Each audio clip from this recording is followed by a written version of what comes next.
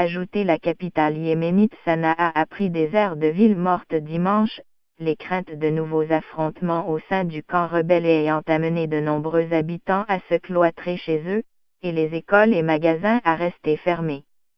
L'alliance rebelle qui contrôle Sanaa depuis plus de 3 ans a volé en éclats à la suite de combats entre ces deux composantes, qui ont fait au moins 60 morts et blessés dans les deux camps depuis mercredi, y compris autour de l'aéroport international, dans le nord de la ville.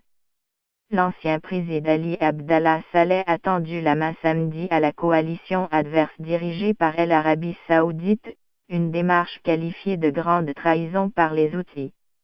Dimanche, les forces loyales à M. Saleh ont bloqué plusieurs rues du centre-ville et s'y sont déployées en nombre, ont rapporté des témoins. Elles ont tenté une nouvelle fois de prendre le contrôle du quartier des Khalitres Jarraf, un bastion des Houthis, où ces derniers ont renforcé leur position avec des dizaines de véhicules équipés de mitrailleuses. Des habitants de différents quartiers ont dit s'être barricadés chez eux pour éviter tireurs embusqués et bombardements, notamment autour des ministères et des bâtiments publics. Le ministère de l'Éducation a lui suspendu les cours dimanche, début de la semaine scolaire, pour éviter aux élèves et enseignants d'être pris dans des combats. Des corps de personnes tuées lors des affrontements des derniers jours gisaient encore dans les rues, selon des témoins.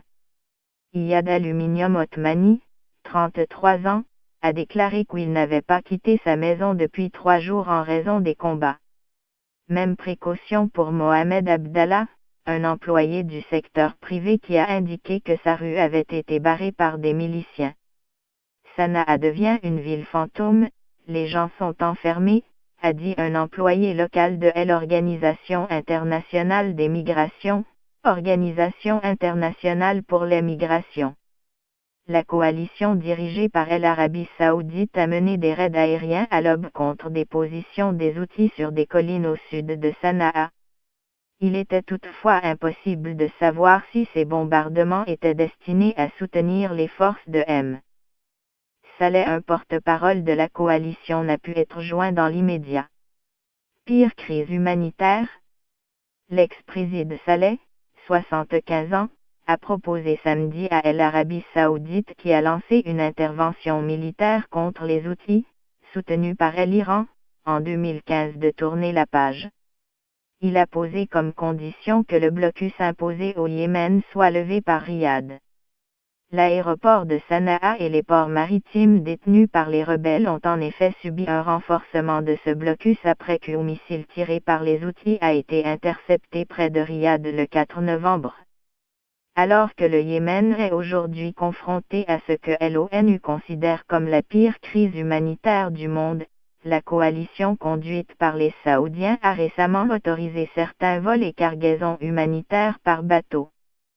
La guerre du Yémen a fait plus de 8750 morts depuis l'intervention de Riyad et de ses alliés en mars 2015. Issus de la minorité zaïdite, branche du chiisme, les Houthis contestent de longue date le pouvoir central. Sous pression de la rue dans le tumulte du printemps arabe, Ali Abdallah Saleh avait été contraint de céder officiellement le pouvoir, après plus de 30 ans de règne, a Abd Rabo Mansour a dit en février 2012.